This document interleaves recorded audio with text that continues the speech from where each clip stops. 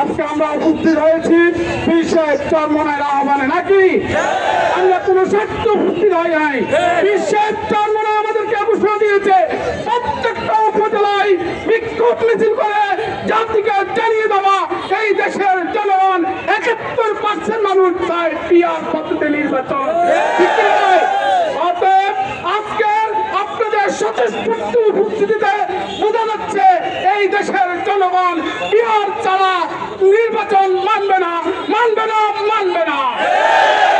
আসুন আমরা উপদেষ্টাদেরকে আহ্বান করব, আপনারা সংবিধানের দোহাই দিচ্ছেন, আপনারা কোন সংবিধানের আওতায় আছেন? আপনারা তো সংবিধানের আওতায় নাই। আসুন এই নির্বাচনকে কোন সংবিধান না, এই গণ অভ্যুত্থানের মাধ্যমে সংবিধান বাতিল হয়ে গেছে। এই সংবিধান জনগণ যেটা ডিসাইড করবে, জনগণ যেটা বলবে সেটাই হবে সংবিধান। ঠিক আছে? অতএব আমরা আর কথা বলাবো না, আর কোনো সময় দেওয়া হবে না, আর কোনো ছাড় দেওয়া হবে না। একটাই কথা, একটাই দাবি, সেটা হলো পিআর নির্বাচন।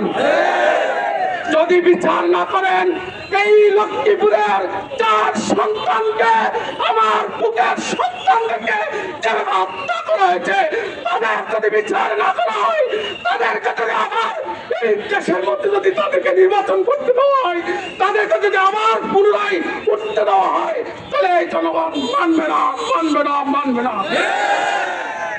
আর একটা কথা বলে শেষ করব, আমার লক্ষ্মীপুরের কৃতি সন্তান অত্যন্ত ভদ্র রাজনীতি করে, এটা আমরা জেনে আসছি। ভদ্র ফ্যামিলির সন্তান, চৌধুরী ফ্যামিলির সন্তান, তার মুখ থেকে জঘন্য মিথ্যা কথা কেন বাইর হয় আমরা সেটা বুঝতে পারি না। আমরা নির্বাচন করি নাই, বর্জন করেছি। আমরা 18 সালে নির্বাচন বর্জন করেছি দুপুরের পূর্বেই, কিন্তু তারা সে 5টা আসন নিয়ে তারা হালুয়া রুটি খেয়ে 22 সালে তারপর তারা সংসদ থেকে বাইরে হয়েছে। আমরা বলতে চাই, আসুন আমরা কোনো কাদা চুরি করতে চাই না। জুলাইয়ের অভ্যুত্থানে আমরা কাঁধে কাঁধ মিলিয়ে যেভাবে রাজনীতি করেছি, এই গণ অভ্যুত্থানের মধ্যে হাসিনাকে যেভাবে ধরেছি, সেই হাসিনাকে ধরার জন্য সবাই আবার কাঁধে কাঁধ মিলিয়ে আমরা রাজনীতি করবো, সুন্দর পরিবেশ তৈরি করে। আল্লাহ তো আমাদের সুখ